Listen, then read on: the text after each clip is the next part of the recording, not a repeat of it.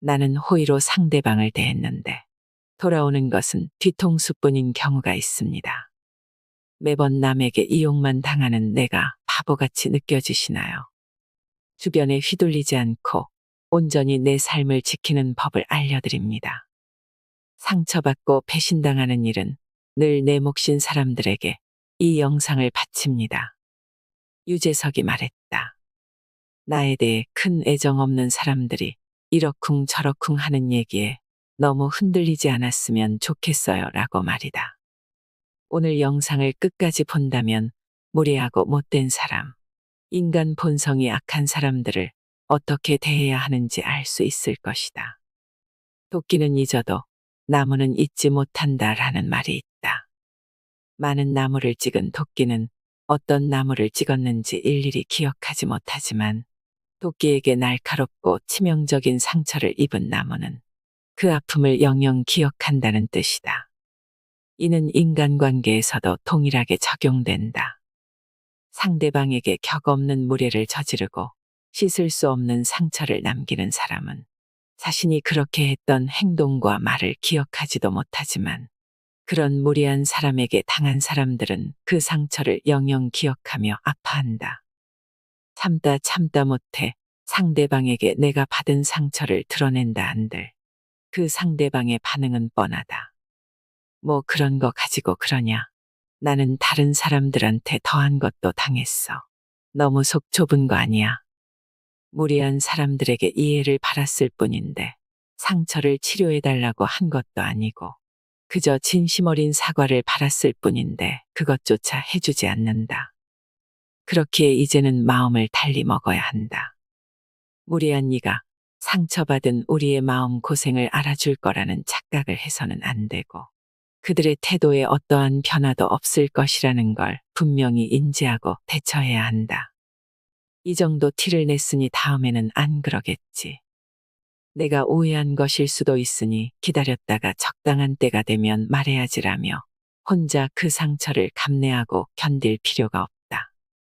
격이 없는 무례함에는 전에 없던 단호함으로 대처해야 하며 상대방과의 관계가 나빠질 거라는 두려움에 아무 행동도 취하지 못할 바에는 관계를 정리하더라도 나 자신을 지키고 스스로를 보호하기 위해 확실한 액션을 취해야 한다. 무례한 사람에게 휘둘리지 않는 법은 살아가며 우리가 겪게 되는 수많은 인간관계의 문제와 그 문제를 해결하기 위해 필요한 책이다. 부디 이 영상이 더없이 착한 여러분이 더 이상 관계에서 상처받고 다치지 않을 수 있게 그로 인해 단단하게 스스로를 지킬 수 있는 처방전이 되길 바란다. 사람의 본 모습을 가장 빠르게 알 수 있는 방법 6가지. 첫 번째, 만만한가라는 생각이 자꾸만 들게 만든다.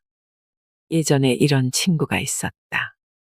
그때 당시에는 친해서 친구들끼리도 많이 보곤 했었는데 그 친구는 대화를 할 때마다 내가 무언가를 얘기하면 항상 말을 자르거나 너 그거 잘 못하잖아.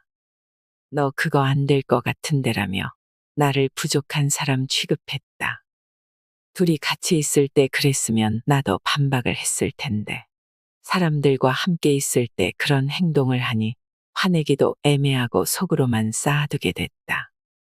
그렇게 쌓아두고 말을 하지 않으니 계속해서 그런 행동이 심해졌고 선을 넘어 결국 그 친구를 손절하게 됐다. 나를 아무렇지 않게 취급하는 사람들의 공통적인 특징 중 하나는 만만하게 보는 것 같다라는 생각이 들게 한다는 것이다. 결코 당신이 예민해서 그런 게 아니다. 피해의식에 있어서 그런 것도 아니다. 이런 사람들은 사실에 입각해서 말하는 것도 아니고 그냥 내가 만만한 것이다. 이 사람들은 무조건 넌 내 아래고 내가 그 분야에 대해서 잘 모르지만 일단 너보단 잘 알아라는 이상한 마인드를 갖고 있다. 그렇기에 이런 사람들과 계속 시간을 보내면 나만 힘들고 짜증이 난다. 괜히 처음부터 가불이 형성된 것만 같고 좀 괜찮아졌나 싶다가도 다시금 저런 말투로 짜증을 유도한다. 두 번째, 화내면 예민한 사람 취급하는데 똑같이 대해주면 정색한다. 야, 그거 가지고 그러냐. 그냥 장난이잖아. 매번 자신이 선을 세게 넘었으면서 내가 응당 화낼 만한 행동이나 말을 했음에도 불구하고 화를 내면 예민한 사람 취급하는 인간들이 있다. 이런 사람들은 정작 본인이 한 말이나 행동의 10%만 돌려줘도 불같이 화를 내거나 정색을 한다. 야, 말이 너무 심한 거 아니야. 그건 아니지 않냐. 자신이 한 행동이나 말의 잘못은 일도 생각 안 하고 상대방에게만 친절과 관용과 배려를 바란다. 이런 사람들을 만나다 보면, 아, 이게 당연한가. 내가 잘못한 건가라는 생각이 들 수도 있는데, 절대 그러지 않았으면 좋겠다. 당신이 잘못한 건 단 하나도 없다. 그저 그 사람이 이상한 것이다. 자신의 태산과 같은 잘못은 티끌로 생각하고 아무렇지 않은 걸로 생각하면서 상대방의 티끌 같은 잘못은 태산같이 여기는 이런 사람들은 결국 나를 아무렇지 않게 생각하기 때문에 이런 행동과 말을 하는 것이다. 세 번째, 다른 사람한테 하는 행동과 나에게 하는 행동이 다르다.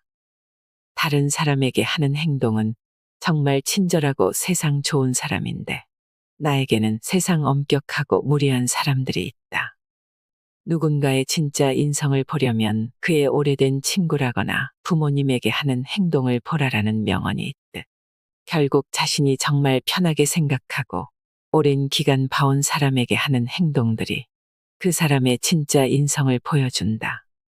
누군가에게는 한없이 친절하고 좋은 사람이라도 나에게는 완전히 다른 행동과 말을 한다면 그 사람은 높은 확률로 당신을 아무렇지 않은 사람 취급하는 것이다.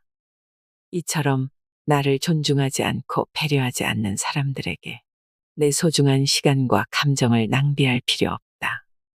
그것만 없으면 이것만 안 하면 괜찮은데라며 일말의 아쉬움과 가능성을 남겨둘 필요도 없다. 과감하게 잘라내고 내 감정을 우선 보호하자. 나를 존중해주는 좋은 사람들과 좋은 시간을 보내기에도 모자란 인생이다. 네 번째, 절대 남 잘 되는 꼴을 못 본다. 사촌이 땅을 사면 배가 아프다는 속담이 있다. 이런 사람들이 정확히 그렇다. 누군가가 열심히 해서 자금을 모아 주식을 하거나 집을 사거나 이런저런 좋은 일이 있을 때 사회성이 좋은 사람들은 진심으로 축하한다. 정말 고생 많이 했구나. 나도 너처럼 열심히 살아야겠다라며 축하해주고 방법을 물어보는데 사회성이 부족한 사람들은 야, 무슨 방법을 써서 그렇게 돈을 빨리 모았냐. 혹시 뭐 불법적인 일 한 건 아니지라며 기분을 팍 상하게 만드는 화법을 쓴다. 하지만 이런 말투 자체가 결국 자신의 부족한 자존감에서 발현되는 것이기에 크게 신경 쓸 필요가 없다. 앞선 세 가지 말투를 쓰는 사람들에게 스트레스 받고 감정 상하지 말자. 이런 식으로 비꼴수록 내가 잘하고 있구나라고 생각하면 된다.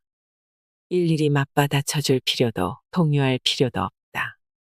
남의 행복을 진심으로 응원해줄 줄도 모르는 사람 때문에 스트레스 받고 자존감 낮아지는 게 제일 쓸데없는 짓이다.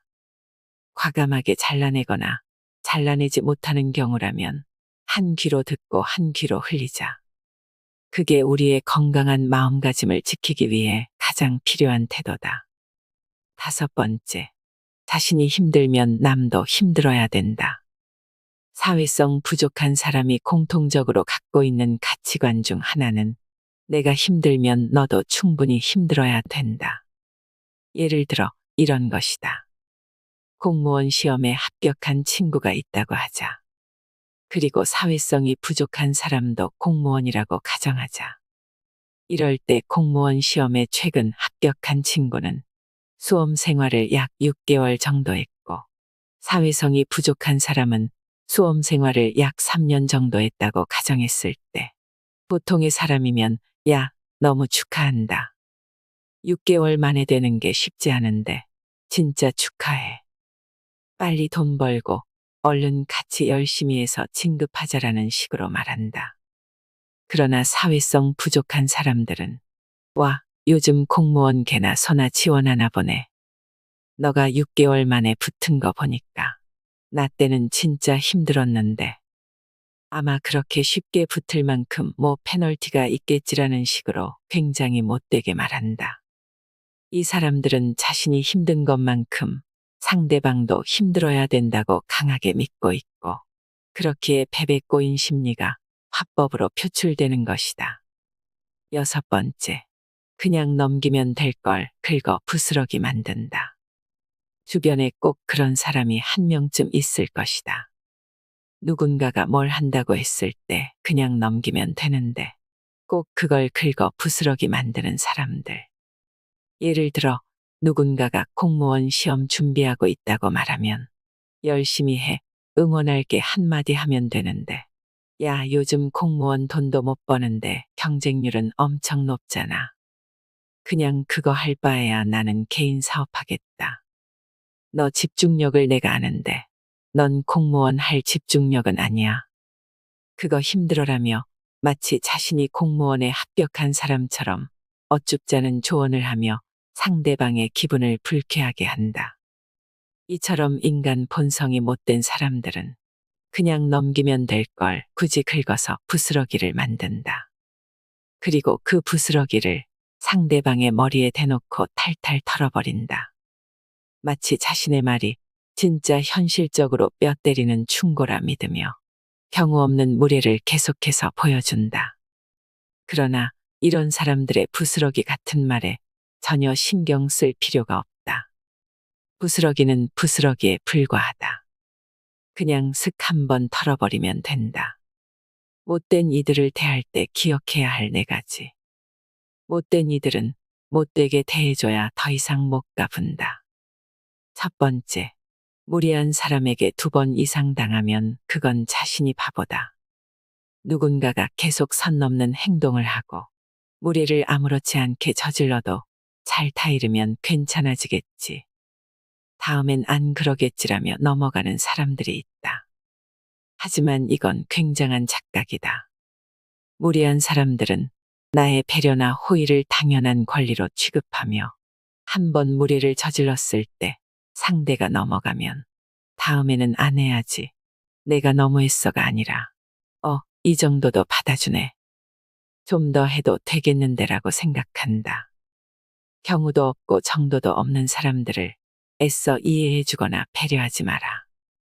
그건 무엇보다 내 정신 건강에 굉장히 안 좋다. 2번째, 못된 이들은 자기가 못된 줄 모른다. 못된 이들의 가장 큰 공통점은 본인이 못됐다는 걸 모른다는 것이다. 내로남불이 오랜 기간 살면서 인생에 고착화됐기에 선 넘는 무례를 저지르고도 이 정도는 괜찮지 않나라거나 상대방의 마음을 후벼 파는 못된 말을 해놓고도 난 그래도 솔직하게 다 얘기하잖아. 이게 제일 좋은 거 아니야라며 본인을 정당화한다. 이런 사람들에게 한 번 된통 당하고 나면 그 얼얼함이 최소 일주일은 간다. 아무리 이 사람들에게 너 진짜 못됐다라고 말한다 한들 결코 그 사람들은 자가검열을 하거나 미안하다고 사과하지 않을 것이다. 되려 이 정도 갖고 뭐라고 하면 너 각박한 세상 어떻게 살래라며 핀잔을 주거나 다 너를 위해서 내가 솔직하게 말하는 거잖아. 섭섭하네라고 도리어 사과를 바랄 것이다. 3번째, 그들의 부탁을 굳이 들어줄 필요가 없다. 못된 이들의 부탁을 굳이 들어주지 마라. 못된 이들에게서 이용당하고 상처받는 사람들의 대부분은 그들의 부탁을 무리하게라도 들어준 사람들이다. 못된 이들은 부담스러운 부탁도 당연하게 생각한다. 이 정도는 우리 사이에 해줘야 되는 거 아니야라며 상대방에게 은근하게 자신의 의견을 강요하며 부탁을 들어주지 않을 때 죄책감을 느끼게 한다. 이들은 이런 방면에서 이미 도가 텄기에 내가 부탁을 들어준다 한들 결코 고마워하거나 감사해하지 않는다. 계속해서 더 부담스럽고 힘든 부탁을 아무렇지 않게 할 것이다. 그러니 내 기준에서 아니다 싶은 부탁이면 단호하게 거절해라. 그 부탁 안 들어줬다고 그 사람 인생이 잘못되는 것도 아니고, 만약 부탁을 들어주지 않았다고 섭섭함을 느끼거나 관계를 끊으려는 사람이라면 시기의 문제일 뿐 언제든 끊어질 사이였다고 생각하면 된다. 네 번째, 더 못되게 말해라. 못된 사람이 못되게 말했을 때는 더 못되게 말해라. 더 못되게 행동해라. 이해하고 배려하는 것도 사람다운 사람에게 하는 것이다. 야, 너 살 많이 쪘네. 굴러다니겠다라고 한다면. 그러니까. 근데 얼굴 박살난 거보단 나은데라고 하거나. 야, 너 그것밖에 못 벌어서 어디에 쓰냐라고 한다면. 돈 많아도 성격 개차반이라 돈같이 쓸 사람도 없는 것보단 그래도 지금이 낫지라는 식으로 아무렇지 않게 돌려줘라. 더 예쁜 말, 더 좋은 행동은 인간다운 사람에게나 하는 것이지.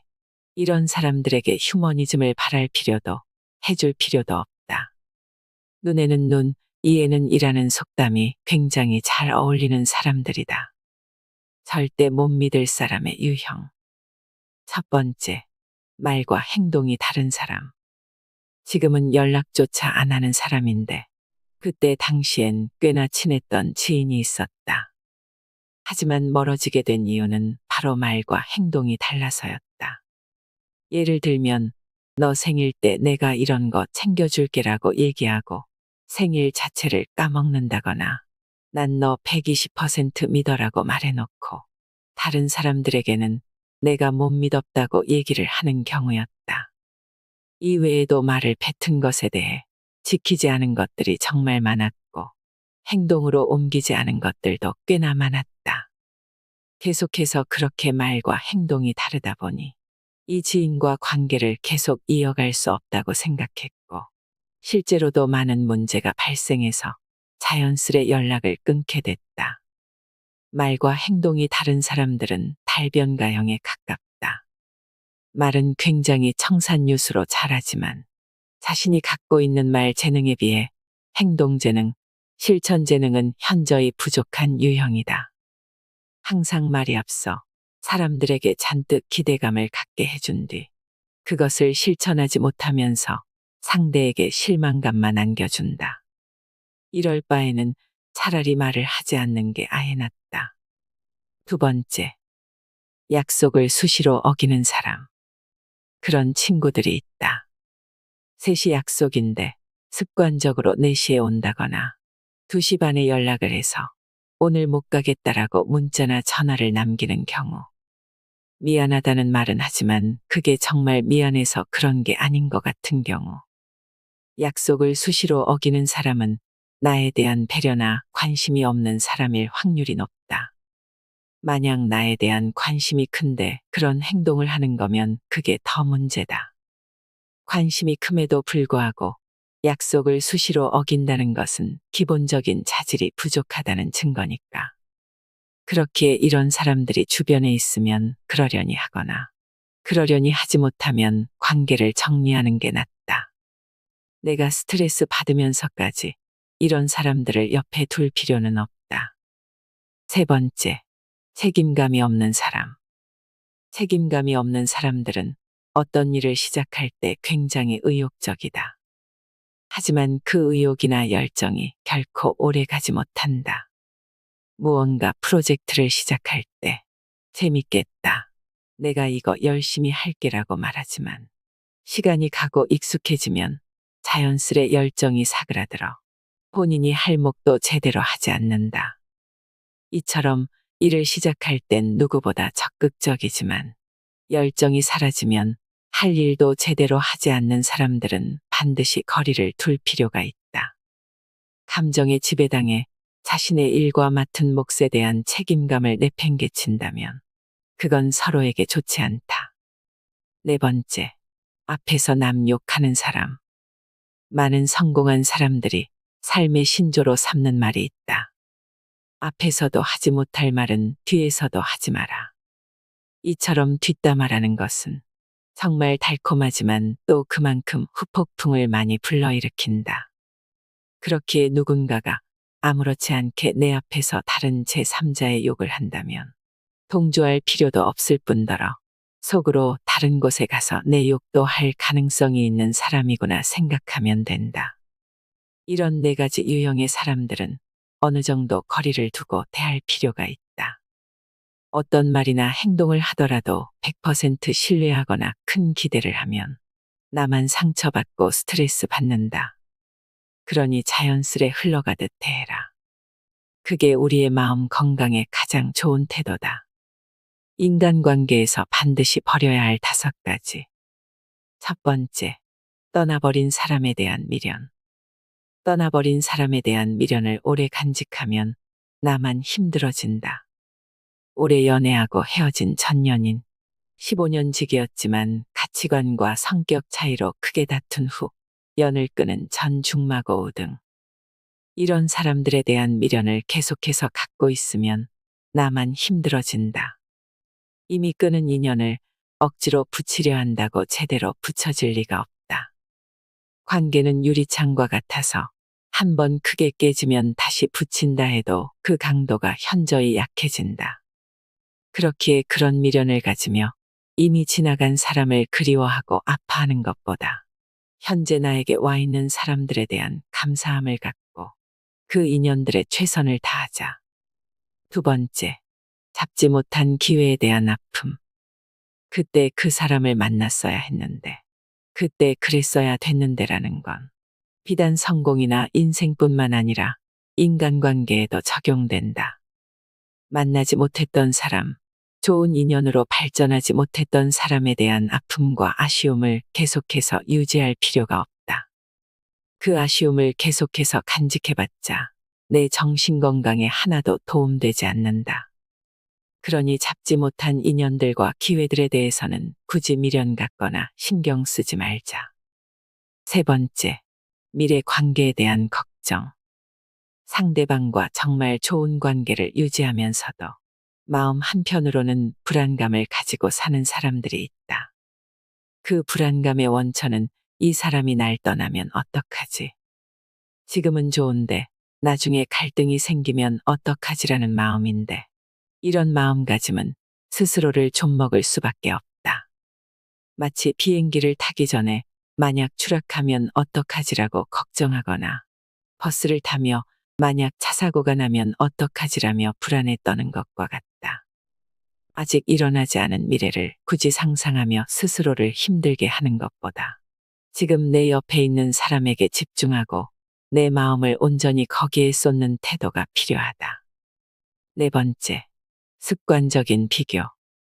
세상 도처에 나보다 잘나고 멋진 사람은 당연히 많을 수밖에 없다.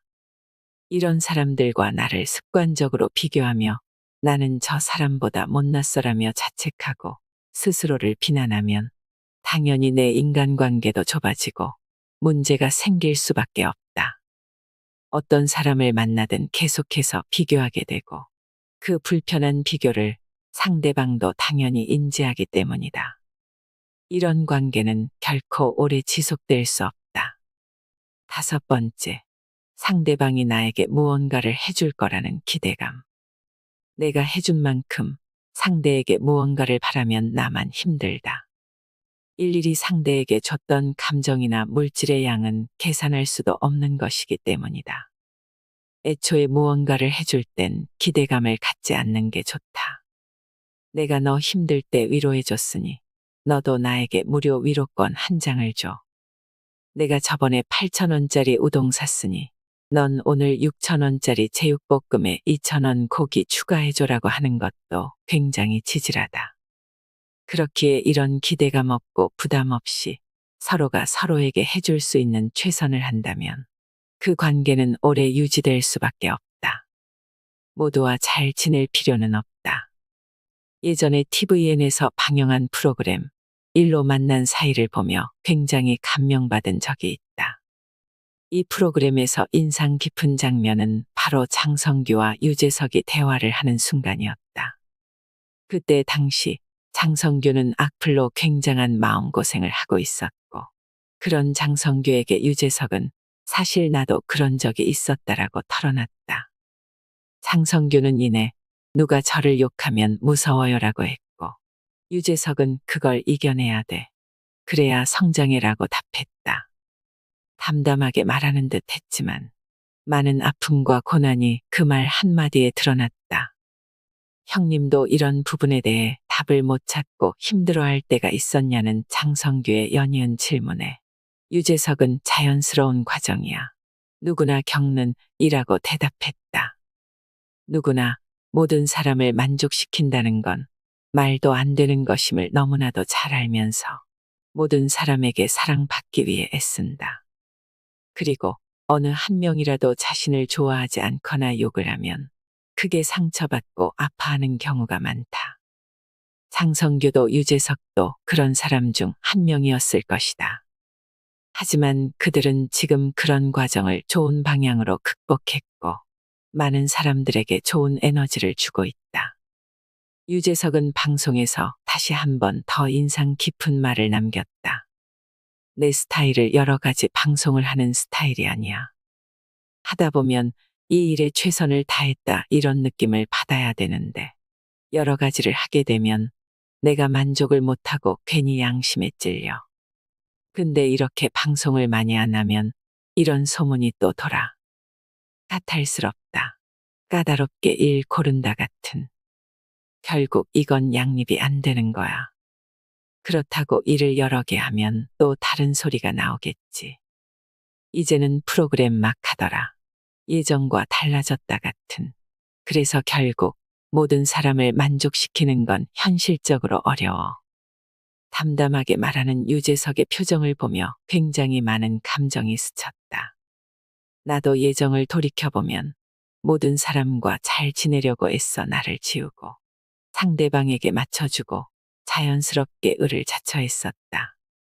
하지만 그렇게 상대방의 기준에 나를 끼워 맞추면 맞출수록 내 인생은 불행해졌고 상대방의 기분이나 반응에 좌지우지 됐다.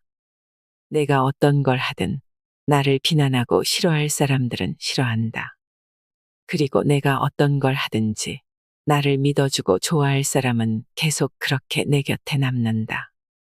그러니 모두와 잘 지내려고 나를 지우고 가식적인 행동과 말을 하는 것보다는 그냥 있는 그대로의 나를 드러내고 나의 그 솔직한 모습을 좋아하는 사람들과 시간을 보내면 된다.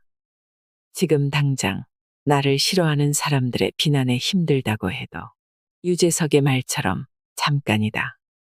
다 지나가는 자연스러운 과정이고 그 과정을 극복하면 이전보다 훨씬 더 편한 삶을 살 수 있을 것이다. 인맥 쌓는데 시간 쏟는 게 무의미한 이유. 대한민국 사회에서 가장 중요한 것 중 하나로 여겨지는 것이 바로 인맥이다. 이 인맥을 이용해 인생을 역전시킨 사람을 주변에서 보게 되면 나도 모르게 나도 사람만 잘 사귀어 놓으면 인생 역전할 수 있겠는데 라는 생각을 무의식적으로 하게 된다. 하지만 이런 사람들에게 박진영의 명언을 들려주고 싶다. 사람들을 사귀느라고 시간을 많이 쓰지 않았으면 좋겠습니다. 인맥을 쌓아야지 성공할 수 있다고 믿는 분들이 많이 있는데 짧게 보면 그래요. 하지만 길게 보면 결국 사람들은 다 이기적입니다. 서로에게 도움이 되면 도움을 주고받게 돼 있어요. 여러분 실력을 키우고 여러분의 몸을 관리하는데 시간을 우선적으로 쓰세요. 인맥은 짧게 보면 도움이 되지만 길게 보면 결코 도움이 되지 않습니다. 그러니까 인맥 쌓으려고 술자리에 가시거나 별로 안 좋아하는 사람들과 어울려서 시간을 보내는 일 하지 말라고 자신 있게 말씀드리고 싶습니다. 박진영의 이 말을 듣고 굉장히 공감을 했다. 10년을 알고 지냈더라도 내 일에 크게 도움이 안 되는 사람보다 오늘 만났는데 내 일에 당장 도움을 줄 수 있는 사람이라면 사람들은 두말 않고 후자의 사람과 비즈니스나 다른 일들을 진행할 것이다. 결국 친밀함보다는 서로에게 필요한 사람이어야 한다. 박진영이 그 뒤에 이어서 한 말도 의미가 있다.